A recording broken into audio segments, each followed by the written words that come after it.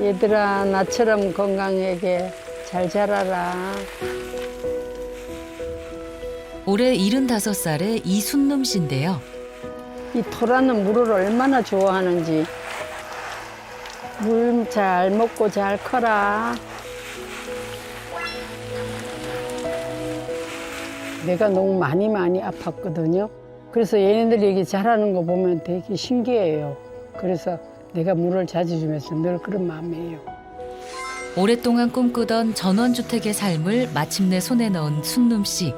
그 꿈을 이루기까지는 긴 여정이 숨어 있었습니다. 위암을 2번이나 겪고 뇌경색까지 왔었어요. 도매 의류 사업에 전념하며 20년을 쉼없이 달려온 순놈 씨. 하지만 그 치열한 시간 속에서 자신의 건강은 늘 뒤로 밀려나 있었습니다. 그냥 외국에 물건을 사갖고 일본에 갖다 팔았어요. 아침에 새벽 4시에 일어나서 팩스를 받아가지고 10시 비행기를 타고 오사카에 가면은 세관 통관을 하고 나면 1시. 그러면 점심을 먹고 다시 5시 비행기를 타고 한국으로 오는 거예요. 식사할 겨를이 어디 있었을까요? 늘 대충대충 넘기던 식사가 이어지던 어느 날 심각한 소화불량이 찾아왔습니다. 그러나 순놈 씨는 그 모든 증상을 대수롭지 않게 넘겨버렸죠. 결국 그 한순간의 선택이 그녀의 삶을 송두리째 바꿔놓고 말았습니다. 그냥 약간 속 쓰린 것뿐이지 위암이라고 상상조차도 못했어요. 오진이라고 그러고 그냥 집에 왔어요. 집에 와서 한 달쯤 있으니까 이상하게 막 속이 쓰린 게 너무 또 심한 것 같고 막 아프고 그렇더라고요. 그래서 다시 병원을 갔지요. 그러니까 당신은 위암인데 2기로 접어들었다고 개볼해서 3분의 2를 잘라냈어요. 그녀를 오랫동안 괴롭혀온 속쓰림. 그 정체는 다름 아닌 위암이었습니다. 59이었어요. 충격도 말도 못하고 정말 그걸 얘기를 하려면 끝이 없어요. 정말 죽고 싶은 심정이었어요. 만약 사례자처럼 50대에 암 진단을 받는다면 그 자체만으로도 엄청난 충격일 겁니다. 그런데 더 놀라운 사실은 위암 환자의 90% 이상이 바로 50대 이후에 진단된다는 점입니다. 위암이 늦게 발견되면 상황은 완전히 달라지는데요. 치료 기간은 길어지고 고통스러워지고 5년 생존율은 30% 이하로 곤두박질 칩니다.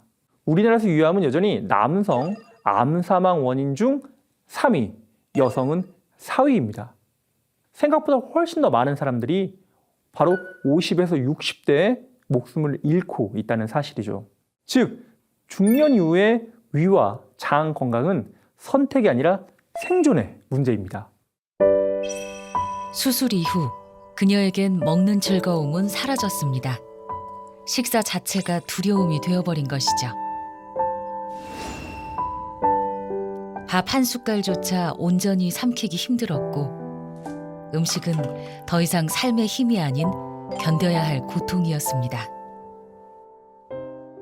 위가 3분의 2가 없다 보니까 그 밥을 한 숟가락을 다 못 먹었어요. 먹으면 막 속이 아프고 비틀려져서. 먹으면은 오바이트가 나고 그걸 소화를 못 시키니까.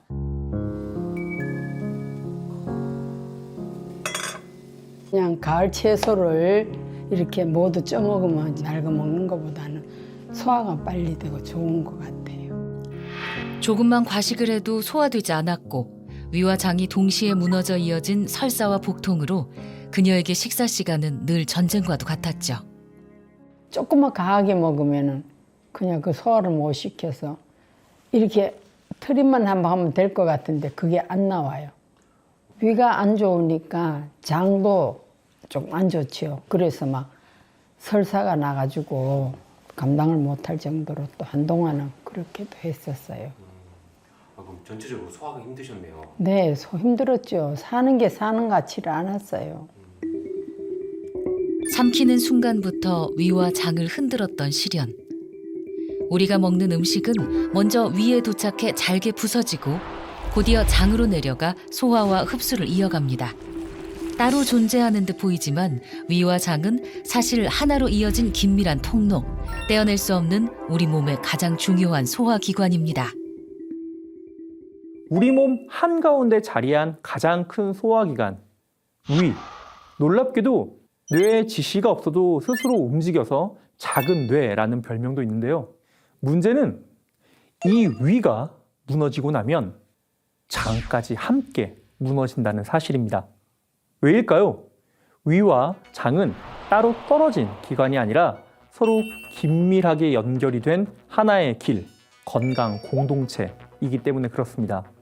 위산 조절이 잘 안 되거나 트림과 속쓰림이 잦은 분들, 그 여파가 장까지 번져 장내 미생물 불균형까지 불러오게 됩니다.